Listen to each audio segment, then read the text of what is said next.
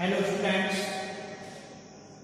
आज हम chromosome type and nucleus of model का अध्ययन करेंगे। क्रोमोसोम के प्रकार कितने होते हैं। पिछले वीडियो में आपने क्रोमोसोम की संरचना का अध्ययन किया, जो कि आपके लिए वेरी वेरी इंपॉर्टेंट थी। कई बार पूछ लिया जाता है कि क्रोमोसोम कितने प्रकार के होते हैं। एक विशिष्ट गुणसूत्र का नाम दे दिया जाता है कि इस पर टिप्पणी कीजिए। तो स्टूडेंट्स, आज हम क्रोमोसोम के प्रकारों का अध्ययन करेंगे। क्रोमोसोम कितने प्रकार के होते हैं। तो देखते हैं कि क्रोमोसोम जो होते हैं, गुणसूत्र होते हैं, वो जनरली निम्न प्रकार के होते हैं। जिसमें पहला होता है कायिक गुणसूत्र। पहला कौन सा है? कायिक गुणसूत्र। तो कायिक गुणसूत्र किन्हें कहते हैं? ऐसे गुणसूत्र जो कायिक कोशिकाओं में पाए जाते हैं। कहाँ पाए जाते हैं? कायिक कोशिकाओं में पाए जाते हैं। क्या कहलाते हैं? कायिक गुणसूत्र कहलाते हैं। क्या कहलाते हैं? कायिक गुणसूत्र कहलाते हैं। जो कायिक गुणसूत्र होते हैं होमोजाइगस होते हैं, समजात गुणसूत्र होते हैं। ठीक है। दूसरे हैं लिंग गुणसूत्र। लिंग गुणसूत्र क्या होते हैं? ऐसे गुणसूत्र जो कि जनन कोशिकाओं में पाई जाती हैं, वो क्या कहलाते हैं? लिंग गुणसूत्र कहलाते हैं। ठीक है। अब जो लिंग गुणसूत्र होते हैं विषमजात होते हैं, हेटेरोजाइगस होते हैं। क्यों? क्योंकि जो लिंग गुणसूत्र होते हैं वो अलग अलग प्रकार के होते हैं। जैसे कायिक गुणसूत्र तो सभी के सभी एक्स प्रकार के हैं, जबकि लिंग गुणसूत्र कैसे होते हैं? एक्स पाई, यानी अलग अलग प्रकार के हो गए। इसके कारण इनको हम क्या बोलते हैं? विषमजात गुणसूत्र कहते हैं। ठीक है। आगे आता है विशिष्ट गुणसूत्र। अब विशिष्ट गुणसूत्र क्या होते हैं? देखिए, जो कायिक गुणसूत्र है, लिंग गुणसूत्र है, ये जनरली सभी जंतुओं में पाए जाते हैं। इनका आकार आकृति निश्चित होती है, परंतु कुछ ऐसे गुणसूत्र होते हैं जिनका आकार कायिक और लिंग गुणसूत्रों की अपेक्षा अधिक प्रकार का पाया जाता है, अधिक पाया जाता है। ऐसे गुणसूत्रों को विशिष्ट गुणसूत्र कहते हैं। ये विशिष्ट गुणसूत्र जो होते हैं आकार में सामान्य गुणसूत्रों की अपेक्षा बहुत अधिक लंबे एवं बड़े होते हैं। इसके कारण ऐसे गुणसूत्रों को हम बोलते हैं महागुणसूत्र, जिएंट क्रोमोसोम, यानी महागुणसूत्र, सबसे बड़े गुणसूत्र कहते हैं। जो ये महागुणसूत्र होते हैं दो प्रकार के होते हैं। पहला होता है लार गुणसूत्र। लार गुणसूत्र क्या होते हैं? देखिए, जो लार गुणसूत्र है ना, एक कीट होता है, कीट का एक गण होता है डिप्टेरा गण। जब हम कीट वर्ग पढ़ते हैं तो कीट वर्ग में 7 गण आते हैं। उन 7 गणों में से एक गण है डिप्टेरा गण। उस डिप्टेरा गण के सदस्यों की जो लार ग्रंथियां होती हैं, उन लार ग्रंथियों में पाए जाने वाले गुणसूत्र क्या कहलाते हैं? लार गुणसूत्र कहलाते हैं। किनमें पाए जाते हैं? लार ग्रंथियों में। जैसे बात करें, जो एक कीट है ड्रोसोफिला मेलेनोगेस्टर, ड्रोसोफिला मेलेनोगेस्टर में लार गुणसूत्र पाए जाते हैं। किसमें पाए जाते हैं? लार ग्रंथि में। देखिए, जो लार गुणसूत्र होते हैं वो इस प्रकार के होते हैं, जो लार में पाए जाते हैं, और इसमें चारों तरफ एक क्रोमोनिमा धागे नुमा संरचना पाई जाती है। धागे के समान संरचना पाई जाती है, जिनको हम क्रोमोनिमा धागे कहते हैं, क्रोमोनिक धागे कहते हैं। इसकी वजह से इस लार गुणसूत्र का दूसरा नाम भी होता है पॉलीटिन गुणसूत्र। पॉलीटिन मतलब, पॉली का मतलब बहुत अधिक, टिन मतलब धागे समान संरचना। इसमें बहुत अधिक धागे समान संरचना होती है, जिसके कारण इसको लार गुणसूत्र किसके नाम से जानते हैं? पॉलीटिन गुणसूत्र। जब इसकी संरचना का अध्ययन, इसकी जो खोज का श्रेय जाता है वो जाता है बाल्बियानी को। इसको जाता है बाल्बियानी को। अब बाल्बियानी ने जब इसका अध्ययन किया तो इसके चारों तरफ ये क्या है? तंतुनुमा संरचनाएं पाई जाती हैं, जो किससे जुड़ी होती हैं? बाल्बियानी वलय के द्वारा जुड़ी होती है। तो बीच में ये वलय नुमा संरचना है, ये क्या है? बाल्बियानी वलय है। इस बाल्बियानी वलय से ये तंतुनुमा संरचनाएं निकली हुई है। को फलगन अभिव्यंजन से अभिव्यंजित किया जाता है। कौन से अभिव्यंजन से? फलगन अभिव्यंजन से जब अभिव्यंजित किया जाता है तो ये तंतु अभिरंजित होते हैं। तो कुछ भाग तो गहरा अभिरंजित होता है और कुछ भाग हल्का अभिरंजित होता है। जो गहरा अभिरंजित होता है उसको बैंड कहते हैं, उसको क्या बोलते हैं? बैंड। और जो कम अभिरंजित होता है उसको बोलते हैं इंटरबैंड, उसको क्या बोलते हैं? इंटरबैंड। इसलिए इसमें लिखा गया है ये तो एकांतर क्रम में पाए जाते हैं। जो बैंड और इंटरबैंड है पूरे के पूरे तंतु में एकांतर क्रम में पाए जाते हैं। ठीक है, किस क्रम में पाए जाते हैं? एकांतर क्रम में पाए जाते हैं। ठीक है, इसके अलावा जो गहरा क्षेत्र होता है उसको फलगन धनात्मक, उसको क्या बोल देंगे? फलगन धनात्मक। जबकि जो कम गहरा क्षेत्र होता है लेकिन इंटरबैंड उसको फलगन ऋणात्मक कहते हैं, फलगन नेगेटिव कहते हैं। ठीक है, तो इस तरह के क्रोमोसोम जो होते हैं किसके होते हैं? लाल गुणसूत्र होते हैं। दूसरे होते हैं लैम्प ब्रश गुणसूत्र। ये लैम्प ब्रश गुणसूत्र जो होते हैं कुछ शार्क मछलियों, कुछ एम्फीबियन जंतुओं में पाए जाते हैं। इसके अलावा कुछ रेप्टिलियन जंतुओं में भी पाए जाते हैं। जो लैम्प ब्रश गुणसूत्र है इसका जो लाल गुणसूत्र किसने खोजा? बालबियानी है, बालबियानी। इसी तरह से लैम्प ब्रश गुणसूत्र को जो खोजा था वो खोजा था किसने? इसका जो अध्ययन किया था वो तो किया था रुकर्ट ने, एक साइंटिस्ट का क्या था? रुकर्ट था।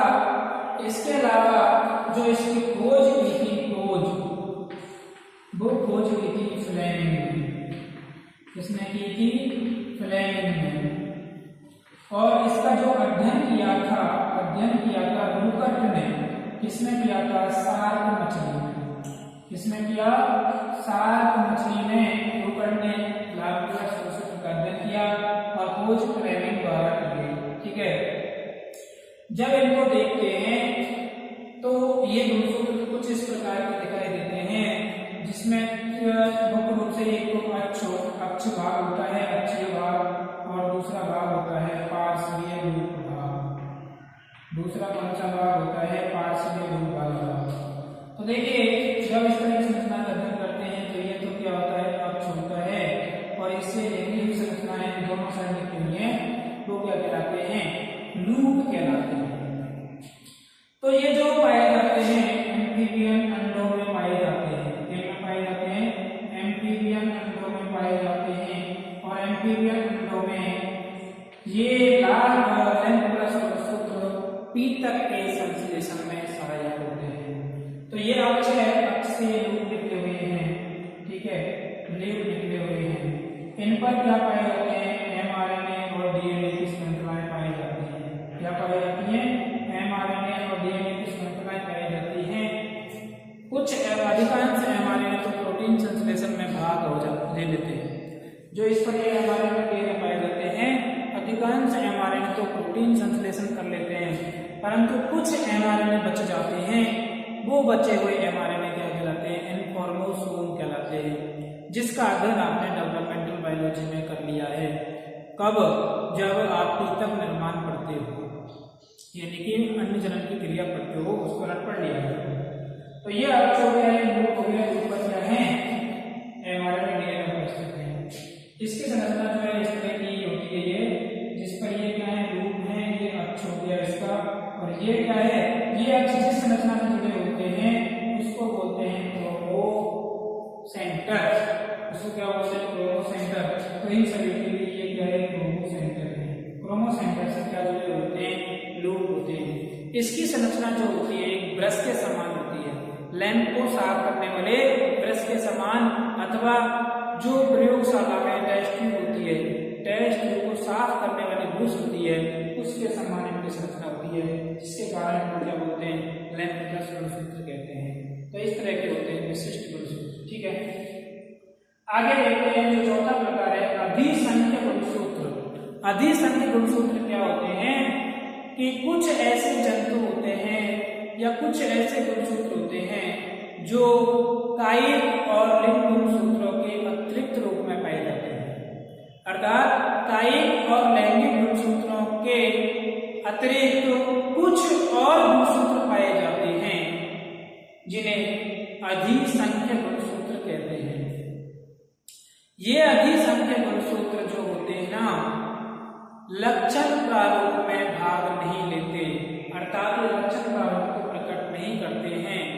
इसके कारण इनको हम सहायक गुणसूत्र या बी गुणसूत्र भी कह सकते हैं। ये किसके पाए जाते हैं? कायिक और लैंगिक गुणसूत्रों के अलावा पाए जाते हैं। सभी जंतुओं में पाए जा सकते हैं, लेकिन इनका कोई फंक्शन नहीं होता, कोई इंपॉर्टेंट रोल प्ले नहीं होता इनका। ठीक है, नेक्स्ट है एम गुणसूत्र। एम का मतलब जैसा कि स्पष्ट हो रही है, एम का मतलब होता है माइन्यूट, यानी कि बहुत सूक्ष्म आकार के। ऐसे गुणसूत्र जो बहुत सूक्ष्म आकार के होते हैं एम गुणसूत्र कहलाते हैं। जो कीटों का एक हेटेरोप्टेरा गण है, मैंने आपको 7 गण बताए थे, उन 7 गणों में से एक है हेटेरोप्टेरा।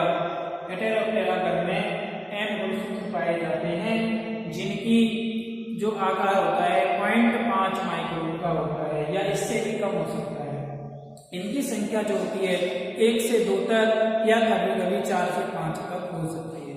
इसी तरह से पाए जाते हैं एसवेली गुणसूत्र। ये एसवेली गुणसूत्र जो होते हैं कीटों में पाए जाते हैं।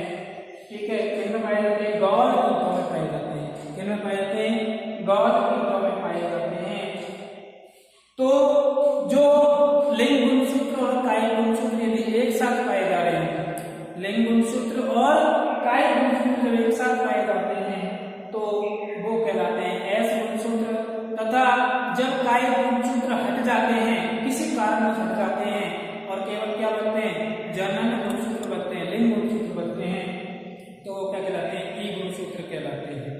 ठीक है, जैसे किसी कीट में 48 क्रोमोसोम है जिसमें 6 तो पाए जाते हैं एस क्रोमोसोम और शेष 42 क्या पाए जाते हैं? ई क्रोमोसोम। क्योंकि 6 कैसे हैं? 6 जो है एस क्रोमोसोम है और 42 कैसे हैं? ई क्रोमोसोम, जिसमें ऑटोसोमल क्रोमोसोम हट जाते हैं।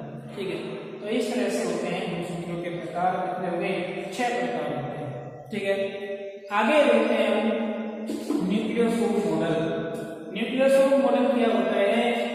हम जानते हैं कि गुणसूत्र जो होते हैं ना, गुणसूत्र पर डीएनए और उससे संबंधित प्रोटीन उपस्थित होती है। गुणसूत्र जो होते हैं, गुणसूत्रों पर डीएनए और उससे संबंधित प्रोटीन होती है। ठीक है, जब हम क्या करते हैं कि उचित परिस्थितियों में जब डीएनए का निष्कर्षण करते हैं तो निष्कर्षण करने पर जो गुणसूत्र होता है या गुणसूत्र का निष्कासन करते हैं, तो जब उचित परिस्थितियों में गुणसूत्र का निष्कासन करते हैं तो गुणसूत्र एक तंतु के समान दिखाई देता है। कब? जब इसका इलेक्ट्रॉन सूक्ष्मदर्शी में अध्ययन करते हैं। तो जब गुणसूत्र का निष्कासन करते हैं तो क्या है? गुणसूत्र जो होता है इलेक्ट्रॉन सूक्ष्मदर्शी से देखने पर तंतुनुमा दिखाई देता है और उस तंतुनुमा संरचना पर क्या पाए जाते हैं? डीएनए पाए जाते हैं और हिस्टोन प्रोटीन पाई जाती हैं। इसके अलावा नॉन हिस्टोन प्रोटीन भी पाई जाती है। तो जब इसका इलेक्ट्रॉन सूक्ष्मदर्शी से अध्ययन करते हैं तो उस तंतुनुमा संरचना पर मोती समान संरचनाएं दिखाई देती है। किसके समान संरचनाएं दिखाई देती हैं? मोती समान संरचनाएं दिखाई देती हैं या मोती की माला के समान संरचनाएं दिखाई देती हैं, जो किसकी बनी होती हैं? डीएनए और हिस्टोन में नॉन हिस्टोन प्रोटीन की बनी होती हैं, जिसे औदैत एवं उसके साथियों ने इसके साथियों ने क्या नाम दिया? न्यूक्लियोसोम अवधारणा नाम दिया। तो न्यूक्लियोसोम अवधारणा जो है औदैत के साथियों के द्वारा दी गई। जब इसका इलेक्ट्रॉन सूक्ष्मदर्शी से अध्ययन करते हैं तो जो H2A हिस्टोन प्रोटीन होती है 5 प्रकार की, H1, H2A, H2B, H3, H4, ये 5 प्रकार की होती हैं, जबकि नॉन हिस्टोन प्रोटीन 10 से 20 प्रकार की होती हैं। इन्हें अनावश्यक प्रोटीन भी कहते हैं। ठीक है, ये क्षारीय प्रकृति की होती हैं और नॉन हिस्टोन अम्लीय प्रकृति की होती हैं। तो जब ये इनका गुणसूत्रों का निष्कासन करते हैं तो हिस्टोन प्रोटीन में से H2A, H2B और H3 दो दो अणु पाए जाते हैं और H4 एवं H1 का एक एक अणु क्या बनाता है, ऑक्टामर बनाता है। क्या बनाता है, ऑक्टामर बनाता है, जिससे कुंडलित अवस्था कॉइल पाई जाती है, कॉइलिंग होती है। और H1 जो हिस्टोन प्रोटीन होती है ये किसके का काम करती है, मेरिकर डीएनए के जोड़ने का काम करती है। ये ऑक्टामर और प्रोऑक्टामर को आपस में जोड़ने वाली प्रोटीन कौन सी होती है, H1 लिंकर डीएनए प्रोटीन होती है। इस तरह से ये ऑक्टामर जोड़ते जाते हैं और एक तंतुनुमा संरचना दिखाई देती है, कुंडलित तंतुनुमा संरचना दिखाई देती है, जिसे क्या बोलते हैं, न्यूक्लियोसोम मॉडल कहते हैं, जिसे किसने दिया, औद्योगिक साथियों ने। मतलब कह सकते हैं कि प्रत्येक गुणसूत्र एक लंबे डीएनए के विभिन्न अंग से संबंधित प्रोटीन से बना होता है। जब केंद्रक को उचित परिस्थितियों में निष्कासित किया जाता है तो इलेक्ट्रॉन सूक्ष्मदर्शी से देखने पर यह तंतु समान दिखाई देता है, जिस पर मोती समान मानकों की माला दिखाई देती है, जिसे औद्योगिक साथियों ने क्या नाम दिया, न्यूक्लियोसोम मॉडल नाम दिया। ठीक है, तो इस तरह से जो हमारा ये चैप्टर होता है कंप्लीट हो जाता है। ठीक है, आशा करता हूँ आपको समझ आया होगा। Thank you so very much.